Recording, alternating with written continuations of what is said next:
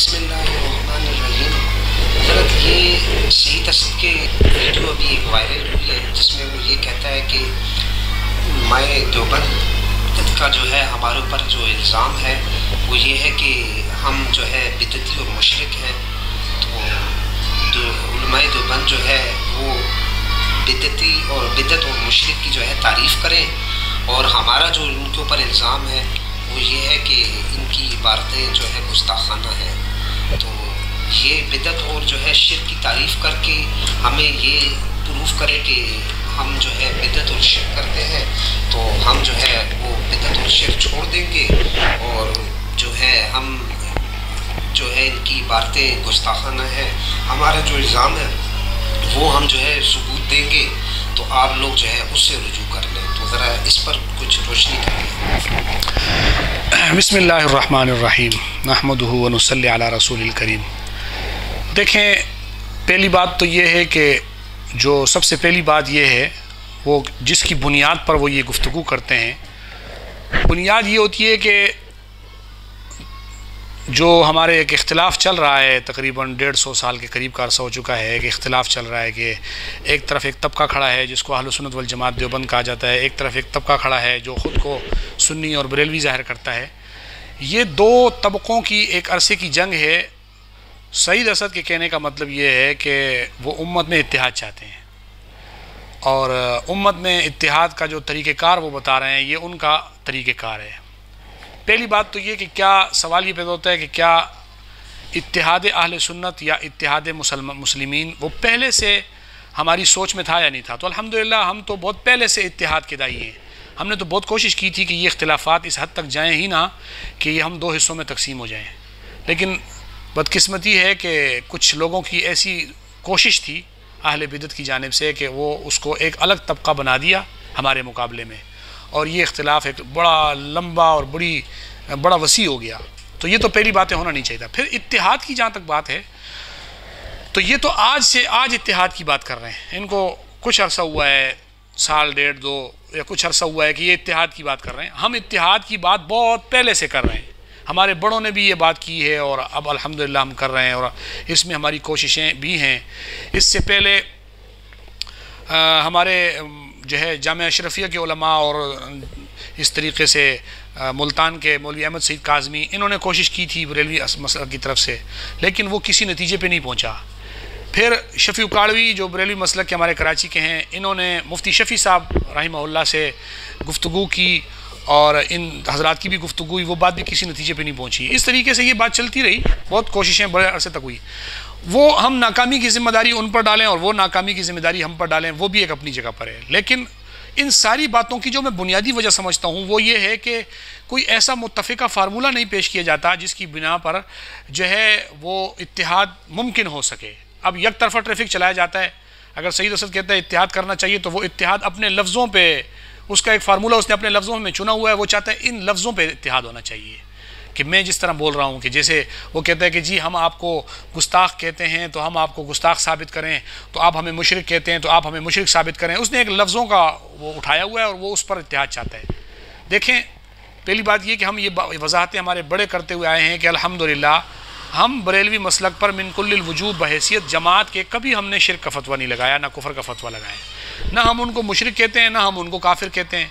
تو جب ہم ان کو اس حوالے سے جماعتی سطح پر مشرک اور کافر نہیں کہتے تو یہ الزام لگا کر پھر اس پر ایک آگے کی تعمیر کھڑی کر دینا کہ جی ہم شرک کی تعریف کر کے ان کو مشرک ثابت کریں تو وہ مان جائیں گے، نہیں ثابت کر سکے تو ہم مانیں گے، تو یہ تو پہلی بات ہے کہ یہ بات ہی غلط ہے، کیونکہ ہماری طرف سے الزام ہی نہیں ہے جماعتی سطح پہ۔ ہم تو بعض افراد کے بعض اعمال پر حکم لگاتے ہیں، تو آپ ان بعض افراد کے جن بعض اعمال پہ ہم حکم لگاتے ہیں، آپ ان افراد کے ان اعمال کا وکیل بن جائیں، ہم آپ سے اس موضوع پہ بھی بات کر لیں گے۔ نمبر ایک، آپ کی طرف سے فتویٰ پوری دیوبندیت پر ہے کہ آپ احمد رضا کی حسام الحرمین پڑھیں، فتاوی رضویہ پڑھیں، آپ اس کی کتب پڑھیں، آپ اپنے بڑوں کی پڑھیں، تو اس میں تو یہاں تک لکھا ہوا ہے کہ صرف علماء، 4 علماء کو کافر نہیں قرار دیا گیا، بلکہ جو ان 4 علماء کو مسلمان سمجھتا ہے ان کو بھی کافر قرار دیا ہے۔ اس معنی میں وہ لوگ جو ان 4 علماء کو مسلمان سمجھتے ہیں وہ بھی کافر ہیں، وہ 4 علماء بھی کافر ہیں، اور جو ہمارے اس پھڈے میں دیوبندی بریلوی اختلافات سے ہٹ کر ہمیں اچھا سمجھتے ہیں، چاہے وہ کسی اور سے بھی تعلق رکھتے ہوں، حتیٰ کہ وہ بریلوی مسلک سے تعلق رکھتے ہوں، تو یہ ان کی بھی تکفیر کرتے ہیں. تو ظاہر ہے کہ یہ ان کی طرف سے ہے, یہ اپنے الزام کو ثابت کریں. دوسرے نمبر پر یہ کہتے ہیں کہ جی شرک کی ایسی تعریف کی جائے کہ جس سے بریلوی مشرک ثابت ہو اور دیوبندی بچ جائے, تو وہ آپ کر لیں تاکہ پھر اختلاف ختم ہو. اس پر خیر میں نے ایک فارمولہ تیار کیا ہے, انشاءاللہ میں کسی موقع پہ آپ حضرات کے سامنے پیش کروں گا, اور اس کو پیش کرنا قبل از وقت ہوگا. اگر سید اسد صاحب اس حوالے سے مخلص ہوں گے اور وہ رابطہ کریں گے تو انشاءاللہ ہم اپنا فارمولہ بھی پیش کریں گے. وہ یہ ہے, اس میں سے چند باتیں جو میں عرض کر رہا ہوں وہ یہ ہے, شرک کی ایک متفقہ تعریف آج کی جائے سے بہتر یہ ہے کہ آپ اپنے بریلوی مسلک کے علماء کی کتابوں میں سے کوئی متفقہ شرک کی تعریف اٹھا لیں. جو آپ کے مسلک کے علماء نے متفقہ طور پر, جو ہم بھی مان لیں اور آپ بھی مان لیں, وہ آپ کے علماء ہوں, ہم بھی مان رہے ہوں اس شرک کی تعریف کو, اس کو اٹھا لیں اور اس پر اپنے آپ کو پرکھ لیں. پہلی بات تو بہت آسان ہے, اس میں جھگڑا ہی نہیں ہے. نئے سرے سے شرک کی تعریف کرنا, پھر اگر کوئی آپ کی طرف سے شرک کی تعریف کو رد کر دے یا ہماری طرف سے قبول کر لے تو کل آپ کہو گے کہ جی فلاں نہیں مان رہا, فلاں نہیں. تو بڑوں کی شرک کی تعریف آپ کے بڑوں نے لکھی ہوئی ہے, میرے پاس کچھ اس میں سے حوالہ جات لکھے ہوئے ہیں, انشاءاللہ میں موقع کے اوپر آپ کو پیش بھی کروں گا کہ آپ کے بڑوں نے شرک کی وہ تعریف کی ہوئی ہے جو ہم بھی تسلیم کرتے ہیں اور آپ ان کو اپنا بڑا مانتے ہیں, لہٰذا اس کو تسلیم کر کے آپ اپنے آپ کو اس پر جانچ پڑتال اپنی کر لیں, آپ کو اندازہ ہو جائے گا کہ آپ میں کتنے شرک کے جراثیم ہیں. نمبر 2 یہ ہے کہ شرک کا مسئلہ تو تب آئے جب الزام ہو آپ پر مجموعی طور پہ شرک کا, تو وہ تو ظاہر نہیں ہے. آپ پر الزام ہے کہ آپ کے کچھ لوگ شرک میں ملوث ہیں اور آپ لوگ ان کو سپورٹ کرتے ہیں, آپ ان کی حمایت کرتے ہیں, تو بات چلے گی اس شرک پر. جب وہ شرک ثابت ہوگا تو آپ کی سپورٹ بھی ان کو غلط ہوگی. دوسرے نمبر پر گستاخی والی بات ہے, اس پر الحمدللہ پہلے بھی آپ کو دعوت دی جا چکی ہے, اب بھی ہم دعوت دے رہے ہیں کہ آپ آئیں, عبارات کے مسئلے کے اوپر بیٹھیں, آپ اپنے مسلک کے اندر ایک مستند شخصیت بن کر آ جائیں, آپ کو آپ کے مسلک کے لوگ تسلیم کر رہے ہوں, آپ آ جائیں. کیونکہ ہماری تحقیق کے مطابق آپ کے اوپر مختلف جہتوں سے اپنے مسلک کے علماء نے کفر کے فتوے لگائے ہوئے ہیں. اشرف سیالوی ان کو کافر کہتے ہیں, اشرف سیالوی والوں کو سارے بریلوی کافر بولتے ہیں, اور وہ اشرف سیالوی ان کا استاد بھی ہے اور یہ ان کے نظریات پر بھی ہیں. ان کے خلاف باقاعدہ غلام عبدالمجید سعیدی نے کتابیں لکھی ہوئی ہیں, اس کی بنا پر انہوں نے بھی آپ کو غلط لکھا ہوا ہے. آپ کے خلاف بہت سارے اپنے مسلک کے, حتیٰ کہ ان کے اپنے بھائی نے ان کے خلاف کتابیں لکھی ہوئی ہیں, 2 بھائیوں نے ان کے خلاف کتابیں لکھی ہیں, اور ایک بھائی کی کتاب پر تو ان کے اس کے والد کی بھی تقریر ہے مولوی امین کی, جس کی بنا پر سید اسد مسلمان نہیں ہے. تو ایک بندہ دیوبندی بریلوی اختلاف ختم کرنے, اتحاد کرنے آ رہا ہے, جبکہ وہ اپنے گھر کے اندر ہی کافر قرار پا چکا ہے, تو وہ ہمارا اور بریلویت کا اتحاد تو نہیں کروا پائے گا. ہاں یہ ہے کہ وہ اپنی مقام اور جگہ واپس بحال کرنے کی کوشش کرنے کا چکر سمجھ میں آ سکتے ہیں. میرا ایک سوال میں نے بہت پہلے بھی ایک دفعہ ان سے کیا تھا, میری آڈیو ریکارڈنگ نیٹ پر ہے. میں نے ایک سوال کیا تھا, آپ امت میں اتحاد کب سے چاہتے ہیں؟ ابھی سے چاہتے ہیں, بہت پہلے سے؟ اگر آپ ابھی سے چاہتے ہیں تو پھر تو ہمارا سوال یہ ہے کہ بہت اچھی بات ہے, پہلے آپ نہیں چاہتے ہوں گے, اب اس لیے آپ آئے ہیں. اگر آپ کہتے ہو ہم پہلے سے چاہتے ہیں, تو پہلے تو آپ مناظرے کرتے رہیں, تو آپ کے بقول آپ مناظروں سے اتحاد چاہتے ہیں, تو اگر مناظروں سے پہلے اتحاد نہیں ہوا تو آج کیسے ہوگا؟ تو اس طرح نہیں ہوتا کہ آپ اپنی مرضی کی, اپنی منمانی سے ایک سلسلہ قائم کریں کہ جی میں اتحاد چاہتا ہوں, لیکن اس کا طریقہ کار یہ ہوگا کہ جیسے میں بول رہا ہوں آپ بولو بس آمین آمین آمین, بس وہ اتحاد ہوگا. ایسے نہیں ہوتا. آپ نے اپنے آپ کو ہم سے اتنا دور کر دیا ہے اور آپ اتنے دور چلے گئے ہیں کہ اب آپ کا قریب آنا اکیلے آپ کے بس کی بات نہیں. اب سب مل کر آپ کی گاڑی کو دھکا دیں گے تو آپ قریب آئیں گے, نہیں تو نہیں آ سکتے. اچھا ایک بات اور, سید اسد کا یہ کہنا ہے کہ ہمارے نزدیک جو ہے آپ کے اکابرین کی عبارتیں گستاخانہ ہیں, تو جبکہ آپ لوگوں کا الزام شرک اور بدعت کا ہے کہ ہم لوگ مشرک اور بدعتی ہیں, تو کیا ان کے جو اکابر ہیں ہمارے نزدیک ان کی عبارتیں صحیح ہیں, وہ اس چیز سے جو ہیں کیا بری ہیں؟ اصل میں دیکھو نا, میں ایک بات تو پہلے یہ بتا دوں کہ اختلاف کہاں سے شروع ہوا. یہ باتیں میں مختصر عرض کروں گا, اس پہ میں نے بڑے تفصیلی بیانات کیے ہوئے ہیں. اختلاف کہاں سے شروع ہوا ہے؟ بریلویوں کے نزدیک اختلاف کی آج تک یہ متعین نہیں کر پائے کہ اختلاف کس نے شروع کیا اور کہاں سے شروع ہوا ہے, کس بزرگ سے شروع ہوا ہے. کبھی کہتے ہیں شاہ اسماعیل شہید نے تقویۃ الایمان لکھی, شرک کے خلاف اس نے بنیاد ڈالی اختلاف کی.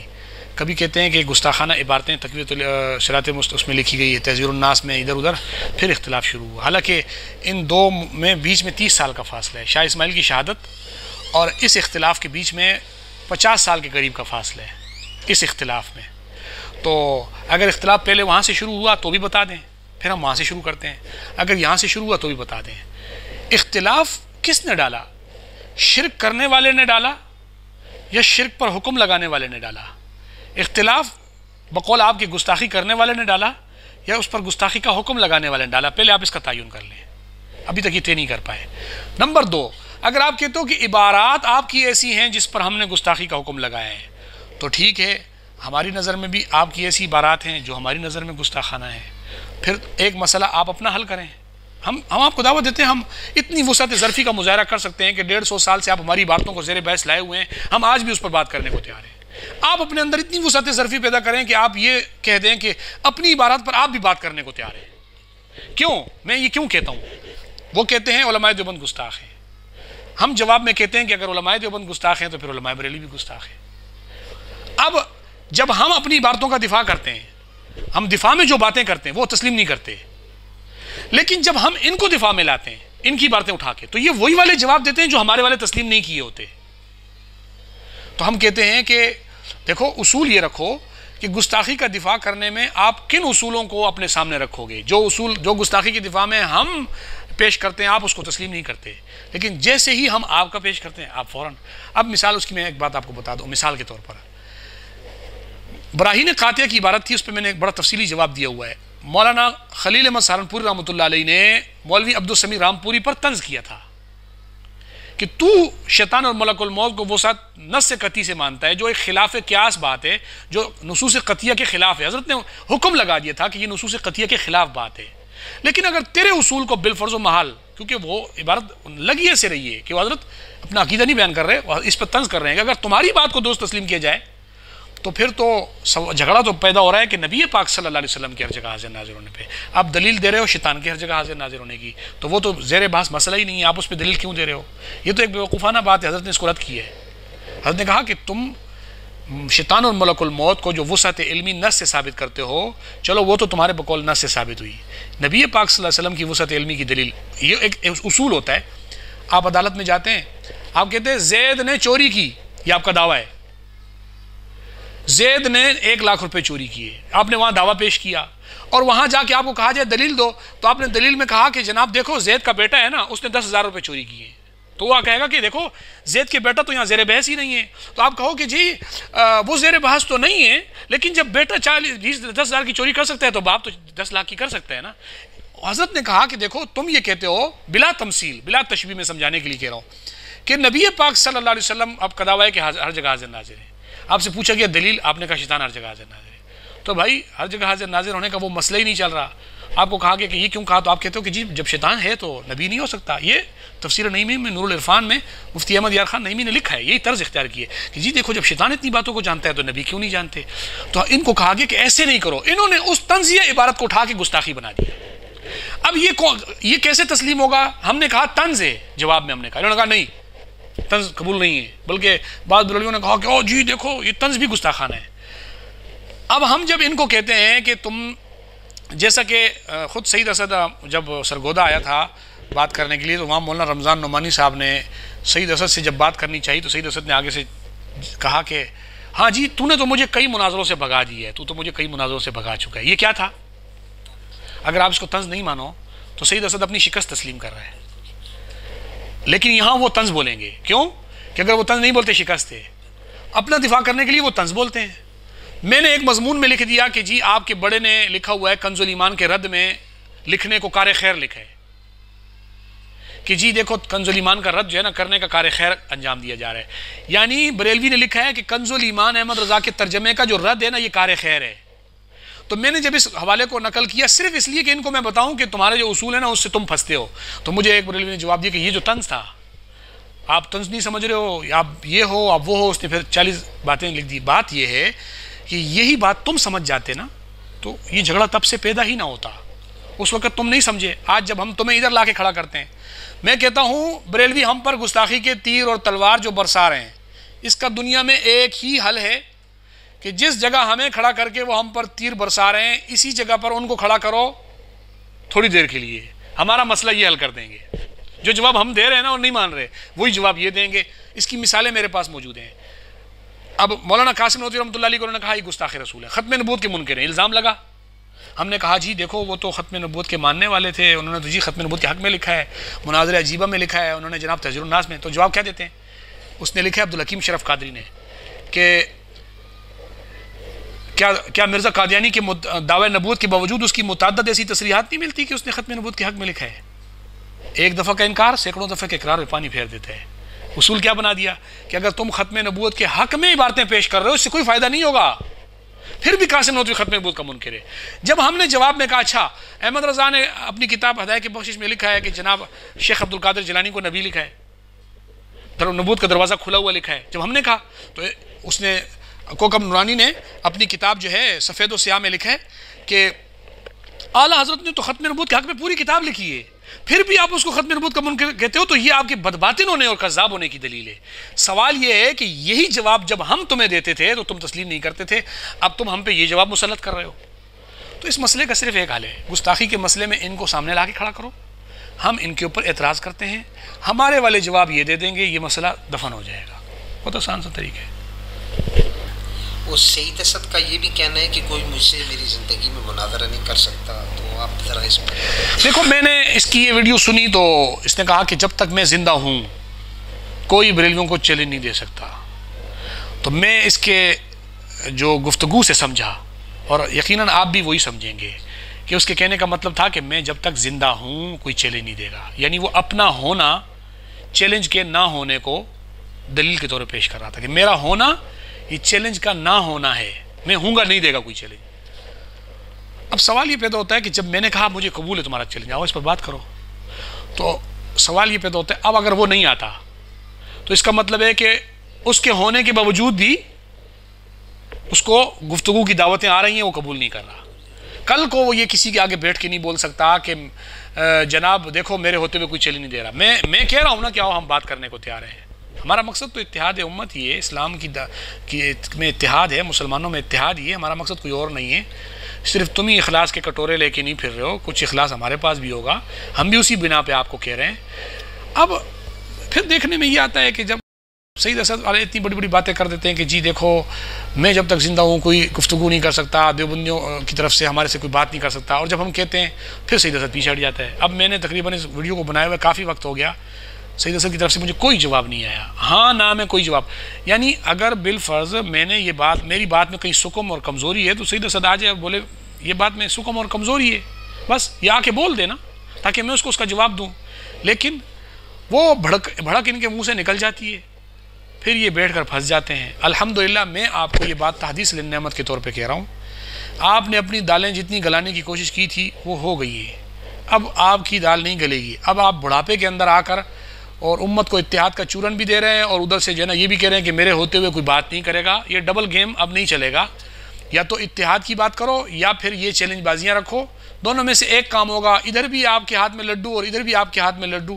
ادھر سے بھی آپ اپنی فتح اور ادھر سے بھی آپ اپنی فتح کے اعلانات کریں۔ آپ تقریروں میں کہتے ہو میرے پاس 19 ورلڈ کپ ہیں، فخر سے کہتے ہو کہ میں نے 19 مناظرے جیتے ہوئے ہیں، پھر کہتے ہو میں امت میں اتحاد چاہتا ہوں۔ 19 نہیں غالباً 21 کہتے ہیں، ہاں 19-21 آپ نے ورلڈ کپ جیتے ہوئے ہیں، آپ کے بقول آپ ورلڈ کپ جیتے ہوئے ہیں، پھر آپ جب اتنی بڑی بات بھی کر دیتے ہو، پھر ہمارے جیسا بندہ آپ کو دعوت دیتا ہے تو آپ پیچھے ہٹ جاتے ہیں۔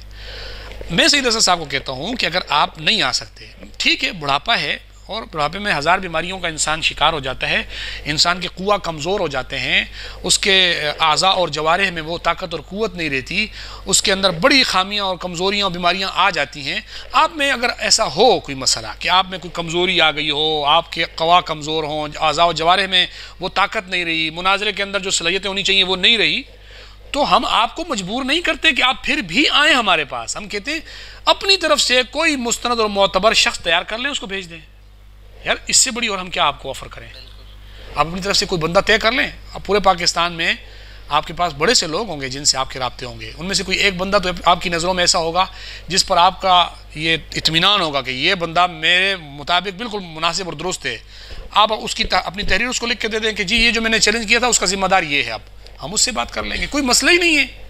اس کی شکست میری شکست، ہاں اس کی شکست میری شکست ہے، وکیل بنا دیں آپ اس کو۔ ظاہر ہے کہ آپ نے 19 ورلڈ کپ جیتے ہیں تو کوئی ایک آپ نے اس میں سے کسی کو مین آف دی میچ تو دیا ہوگا نا اس ورلڈ کپ میں، کوئی مین آف دی میچ والا آپ سامنے لے کر آ جائیں، ہم اس سے بات کر لیتے ہیں، کوئی مسئلہ نہیں ہے، ہمیں بات کرنے سے کوئی حرج نہیں ہے۔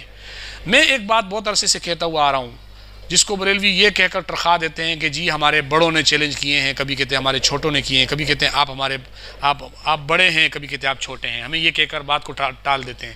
ہم کہتے ہیں اگر آپ میں واقعی اخلاص ہے تو آپ آئیں بیٹھیں. الحمدللہ ہم ہمہ وقت آپ کے ساتھ اختلافی مسائل کے خاتمے پر بات کرنے کے لیے 100% تیار ہیں، اور بڑے اچھے ماحول کے اندر، نہ گالم گلوچ اور بدتہذیبی کا ماحول ہوگا. معاملات کو طے کریں اور آئیں اور بیٹھیں، مسئلہ حل ہو جائے گا. ہمیں کوئی اس کی وہ نہیں ہے. تو یہ آپ حضرات کے سامنے، یہ صاحب نے سوال پوچھے تھے ہمارے آصف بھائی نے، تو میں نے آپ کے سامنے اس کے جوابات عرض کر دیے ہیں. ان کے ذہن میں یہ باتیں تھی کہ جی یہ چیلنج بازیاں جو سلسلہ چل رہا ہے اس کا کیا نتیجہ ہوگا. تو ہم نے اس کا ایک حل پہلے بھی نکالا ہوا تھا کہ اس کے خاتمے کے لیے سید اسد صاحب یا ان کے کوئی مسلک کے علماء یا جو بھی ہوں بڑے بڑے جو مستند ہوں، جن کی بات کو اپنے مسلک میں مانی جاتی ہو، تسلیم کیا جاتا ہو. سید اسد صاحب ویسے تو وہ آدمی ہیں کہ جن کو ان کے باپ نے کافر بھائیوں نے ان کو برا بلا لکھا ہو. ہم ایسے آدمی کو بھی سے بھی بات کرنے کو تیار بیٹھے ہوئے تھے کہ چلو یار یہ جیسا بھی ہے اپنے مسلک میں جیسا بھی ہے آ جائے بات کر لے، کوئی مسئلہ نہیں ہے، بات کرنے میں کیا حرج ہے. شاید 2 4 8 10 آدمی اس کے فالوور بھی ہوں گے، وہ تو سمجھ جائیں گے. لیکن انہوں نے اس بات کو بھی شاید سیریس نہیں لیا، یا تو اس معاملے میں مخلص نہیں ہیں اور اخلاص کا مظاہرہ نہیں کرتے، یا پھر شاید انہوں نے وہ کوئی تعلی کے طور پر وہ جملہ کہہ دیا تھا اور بعد میں پچھتاوا ہو گیا ہے. یہ اگر میں کہتا ہوں سید اسد صاحب اگر آپ نے وہ بات بطور تعلی کے کہہ دی تھی اور بعد میں آپ کو پچھتاوا ہوا ہے تو برائے کرم صرف اتنا ہی آ کے کہہ دو کہ یار مجھ سے غلطی ہو گئی تھی، اور میں نے ایسے تعلی کر دی تھی، بڑی بات کر دی تھی، مجھے نہیں کرنی چاہیے تھی. بات ہی ختم ہو جائے گی. ہمیں کوئی ضرورت نہیں، ہم سے معافیاں نہ مانگیں. آپ صرف اتنا کہہ دیں مجھ سے غلطی ہو گئی تھی، میں نے تعلی اور چیلنج بازی کر دی تھی، تو اس لیے میں یہ بات سے رجوع کرتا ہوں. بات ختم ہو جائے گی. لیکن ایسا اس لیے آپ نہیں کریں گے کہ آپ کا مقصد امت کو جوڑنا بالکل بھی نہیں ہے. آپ کا مقصد صرف امت کو لڑوانا ہے. آپ جاتے ہو دیوبندی اور سنیوں کے جلسوں میں جا کے تقریریں کرتے ہو اور گھر میں بیٹھ کر کہتے ہو کہ میں تو ان کو سمجھانے جاتا ہوں، میرا مقصد تو یہ نہیں ہے کہ میں ان کے نظریات کو ماننے جا رہا ہوں. تو آپ سمجھانے جاتے ہو. تو یہ سمجھانے کے لیے تو ہم بھی اتنا عرصے سے گھوم رہے ہیں، ہم کیسے پھر مخلص نہیں ہوئے اور آپ مخلص ہو گئے؟ تو یہ آپ اپنے مسلک والوں کو بھی راضی کر کے بیٹھے ہو کہ جی ان لوگوں کو. پچھلے دنوں آپ کے پاس ان کے پاس مولوی عبدالستار سعیدی آیا تھا، ان کے مسلک کا بڑا عالم. اس نے کہا جی آپ دیوبندیوں کے پاس کیوں جاتے ہو؟ تو اس نے کہا جی میں ان کو سمجھانے جاتا ہوں. حالانکہ وہاں جاتا ہے تو 100 باتیں ان کی بھی مان کے آتا ہے. ہمارے پاس ویسے حوالہ جات موجود ہیں، وہاں جلسوں میں وہ تقریریں کرتا ہے، ان کی بھی بہت ساری باتیں مان کے آتا ہے. لیکن ادھر اپنے لوگوں کو آ کے کہتا ہے میں ان کو سمجھانے جاتا ہوں، ادھر جا کے بولتا ہے میں اتحاد چاہتا ہوں. لیکن مقصد اس کا نہ سمجھانا ہے نہ اتحاد ہے. صاف سی بات ہے، نہ اتحاد ہے نہ سمجھانا ہے.